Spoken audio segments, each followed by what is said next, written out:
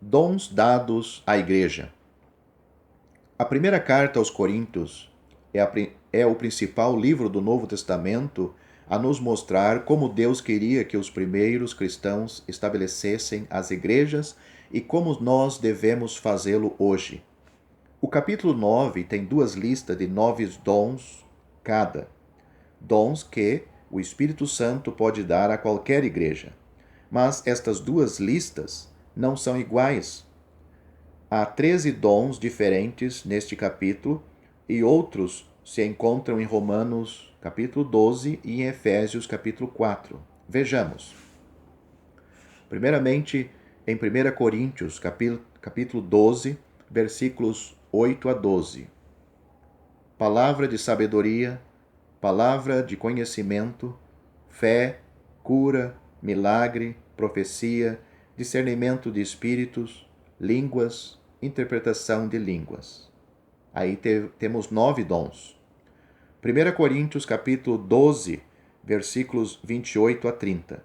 Apóstolos, profetas, mestres, milagres, curas, socorros, línguas, interpretação de línguas. Aí temos mais 9 dons. Em 1 Coríntios, capítulo 12, é o Espírito que dá os dons a certos crentes de acordo com a sua vontade. Versículo 11. Todo membro da igreja verdadeira deve ajudar a outro membro. A igreja local é como se fosse um corpo e cada um de nós deve procurar saber qual é o seu dom e procurar usá-lo para a glória de Deus. Versículos 27 a 31. Algumas pessoas pensam que seria maravilhoso poder pregar a grandes grupos ou operar milagres. No capítulo 13, versículos 1 a 7, Paulo diz que qualquer dom é inútil a não ser que nós usemos porque amamos os outros. Na última parte do capítulo 13, vemos que 3 dos dons eram apenas temporários: profecia, línguas e conhecimento. Por quê? Já nesta época havia igrejas na Judéia, Samaria, Galácia, província da Ásia, Grécia, Macedônia e outros lugares.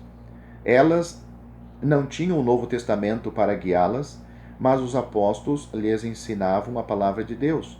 Os apóstolos também escreviam cartas de acordo com a orientação do Espírito Santo, mas o Novo Testamento não ficou completo até mais ou menos 70 anos após a fundação da igreja. O Espírito Santo deu dons especiais às igrejas para guiá-las em seus muitos problemas. Um destes dons foi chamado palavra de conhecimento, outro foi chamado profecias. Capítulo 12, versículo 8 e 10. De certa forma, todos nós temos conhecimento. João 17 e 3, 2 Timóteo 1 e 12. Mas alguns homens receberam um dom especial naquela época porque o Novo Testamento não estava completo. No Velho Testamento havia muitos profetas que falavam ao povo da parte de Deus e algumas vezes lhes diziam o que aconteceria no futuro. Atos capítulo 2 e 30.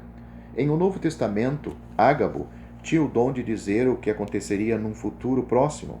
Atos capítulo 11, versículo 28, capítulo 21, versículo 10. Outros certamente podiam falar da parte de Deus, como por exemplo Judas e Silas, Atos capítulo 15, versículo 32. Nós ainda hoje podemos falar da parte de Deus, mas ninguém tem o dom de predizer o futuro. Os profetas hoje podem explicar a palavra de Deus, mas não podem dizer o que vai acontecer em seguida.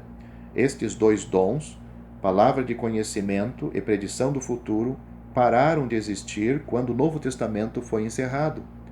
Outros dons são chamados de sinais porque o Espírito Santo os concedeu para provar que os discípulos eram realmente mensageiros de Deus. Um destes é o dom de língua, que causou grande impressão no dia de Pentecostes. Pessoas de 15 países diferentes ouviram os discípulos falar em suas 15 línguas diferentes. Outros dons, sinais, incluíam milagres, curas e interpretação de línguas. Todos estes dons, sinais, foram dados somente a alguns crentes na igreja primitiva. No capítulo 14, Paulo disse aos coríntios que a pregação nas reuniões da igreja tinha o objetivo de desenvolver os crentes ou de convencer os descrentes. Em qualquer um dos casos, tinha de ser facilmente entendido e todas as coisas tinham de ser realizadas de uma maneira organizada. As mulheres não podiam falar em uma reunião da igreja. No capítulo 15, vemos que alguns em Corinto estavam dizendo que não existia ressurreição. Capítulo 15, versículo 12. Cristo já tinha respondido a esta falsa doutrina. Mateus, capítulo 24, versículos 29 a 32. E agora Paulo também respondeu, provando que Cristo ressuscitou dentre os mortos e explicando algumas das dificuldades deste falso ensinamento.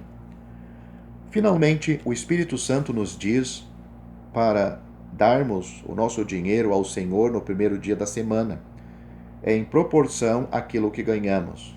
No Velho Testamento, o povo de Israel recebeu a ordem de trazer a 10ª parte ao Senhor, mas eles podiam trazer outros sacrifícios que quisessem para mostrar seu amor a Deus.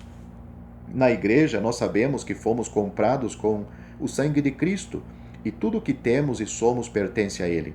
Devemos dar até mesmo o que nós achamos que precisamos para nós mesmos e então confiar em Deus para suprir tudo o que nós realmente precisamos. Na verdade, temos uma recompensa maior se dermos nosso dinheiro generosamente para ajudar os servos de Deus e os membros de seu povo que são pobres. Assim, os cristãos em Corinto receberam todas estas instruções práticas do Espírito Santo, através do apóstolo Paulo. As outras igrejas logo receberam uma cópia desta carta e o mesmo ensinamento quando Paulo ou Timóteo ou outros as visitavam. Não esqueçamos, primeiro, não deve haver divisões na igreja. Segundo, o pecado precisa ser julgado e o cristão pecador deve ser banido da igreja. Terceiro, cristãos que tenham qualquer questão entre si deveriam pedir a outros cristãos para resolvê-lo e não deveriam ir a um tribunal. Quarto, os homens precisam descobrir sua cabeça e as mulheres precisam cobri-la quando oram ou profetizam. Quinto, devemos lembrar-nos do Senhor pelo partir do pão, como Ele nos ordenou a fazê-lo de maneira ordeira. Sexto, há muitos dons diferentes, mas todos vêm do Espírito Santo e servem para o desenvolvimento da igreja. 7. Alguns dons, especialmente os dons sinais, foram temporários e não devemos procurá-los hoje. 8. As mulheres não devem falar numa reunião da igreja. 9. A doutrina errada deve ser combatida através da Escritura. 10. Devemos trazer uma oferta ao Senhor no primeiro dia da semana.